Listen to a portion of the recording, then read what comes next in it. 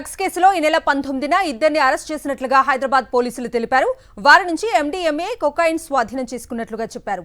అమన్ ప్రీత్ సింగ్ పేరు కూడా వచ్చినట్లుగా పోలీసులు తెలిపారు. ఆపరేషన్ ఈగల్ వాళ్ళు తర్వాత వెస్ట్ జోన్ వాళ్ళు కలిసి చేస్తున్నారు. ఇది 19th రోజు ఇద్దరు వ్యక్తుల్ని అరెస్ట్ చేయడం జరిగింది. నితిన్ అండ్ శ్రామిక్ అని. వాళ్ళ దగ్గర 43.7 grams MDMA cocaine and 11.5 grams MDMA పట్టుకోవడం జరిగింది. సబ్సిక్వెంట్గా వీళ్ళ సోర్స్ని ట్రాక్ చేసేటప్పుడు ఎలినా అండ్ ములిండా అని చెప్పి ఇద్దరు ఆఫ్రికన్ నేషన్స్ వాళ్ళిద్దరిని కూడా 24th రోజు 5 days తర్వాత అరెస్ట్ చేయడం జరిగింది. మనకి వాళ్ళ అది ఇంట్రాగేషన్లో ప్రిలిమినరీగా వచ్చిన దాంట్లో ఒక 4 కన్స్యూమర్స్ పేర్లు వచ్చినాయి. దాంట్లో అమన్ ప్రీత్ సింగ్ పేరు కూడా ఉంది.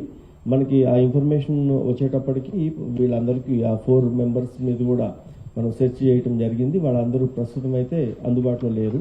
లాస్ట్ టైం కూడా ఈ అమన్ ప్రీత్ సింగ్ మన నార్సింగి ఏరియాలో ఒక కేసులో కన్స్యూమర్గా ఉన్నాడు. ఇది ఇక్కడికి ఇప్పుడు రికార్డు మీద ఉన్నంత వరకు ఇది సెకండ్ టైం.